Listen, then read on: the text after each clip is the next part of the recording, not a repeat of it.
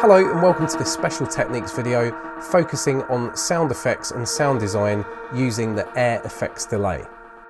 This technique produces similar results to Karplus Strong string synthesis. I know that's a bit of a mouthful, but this is a technique of physical modelling synthesis where you can model real-world instruments with synthesizers, and it utilises things like feedback loops, which we've obviously got going on here with the time and a high feedback amount, with just a simple short sample. So first of all, on this drum program I've got here, I've just got a really simple hi-hat sound. If we go to the program editor, you can see that it's just a really nondescript sound, but you might hear that kind of buzzy ring quality to this sound, and that's because on the pad itself, not on the program this time, I've got an air effects delay. So let's take a look at my parameters. I've got quite a low time setting for this, so it's 7 milliseconds, and that's giving us that kind of buzzing sound. So we're not in sync mode, so we've got the milliseconds. The feedback is up at 100%. I've got a moderately high mix level at 63%. Let's take a look at the feedback section here. So as we decrease the damping, it becomes a bit more muted, but as we increase it, it becomes a bit more bright. Now you're not really going to hear that too much, strangely enough, because the resonance is up high. You would think that this sound would become more prominent and extreme with a high resonance setting. But in fact, it's when we decrease the resonance in this example that this becomes a lot more of a prominent sound.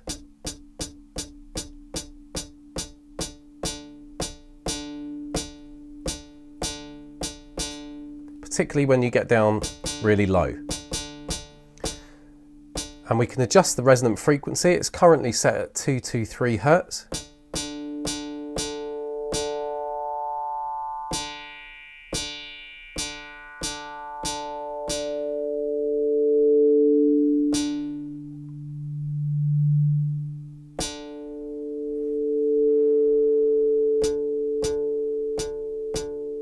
So it's about finding a sweet spot where the feedback doesn't ring out too much and dominate the sound. So you get the effect, but you don't get too much negative distortion. So that's just a matter of rolling off the resonance a bit, or rather increasing the resonance, as I just showed you. Decreasing it actually accentuates this sound. And then just playing around with the resonant frequency.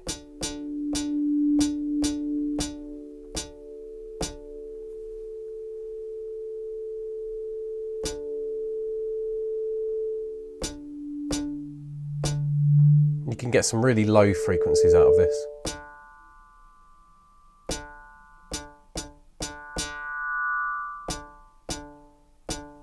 Okay, so this is got a quite nice effect. It's not too extreme and it's not too minimal for us not to hear it. This is where it gets quite interesting. We can program a sequence into the sequencer using this short sound, and on the fly, whether we record it or not, or just do it on the fly as it plays back, we can adjust the time parameter to give us different notes. I've already programmed a really simple sequence in here with this particular sample.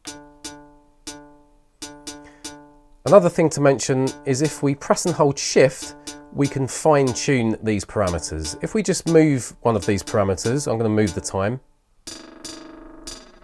You can see it's jumping up in increments of pretty much 10 milliseconds. But if we press and hold shift, we can go down in increments of 1. And it's when we get down to the very bottom that we can start tuning the actual notes that the feedback is creating.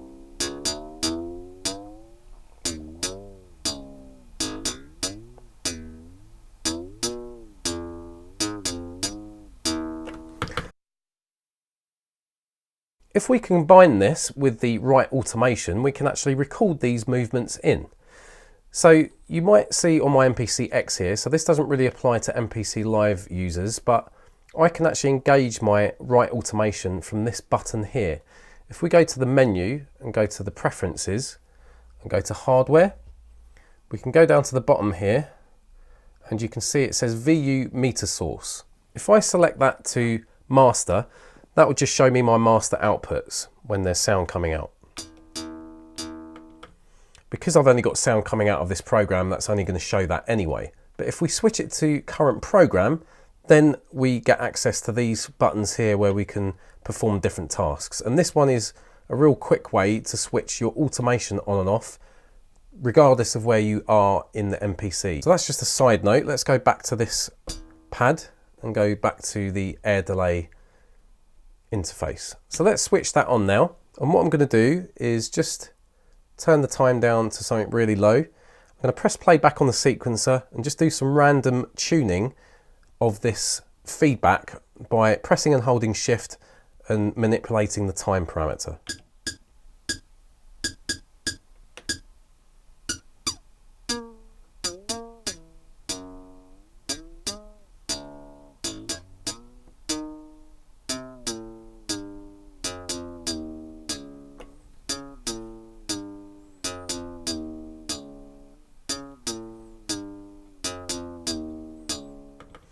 So of course it sounds a bit wonky and out of tune, but you can get some really nice effects from this, particularly if you're in software mode where you can edit the automation to a more precise position, and then you could start to tune this a bit better. But of course we've still got our additional feedback parameters here to play about with on top of this. So I'm going to take it out of right automation mode and see what I can come up with by adjusting these parameters.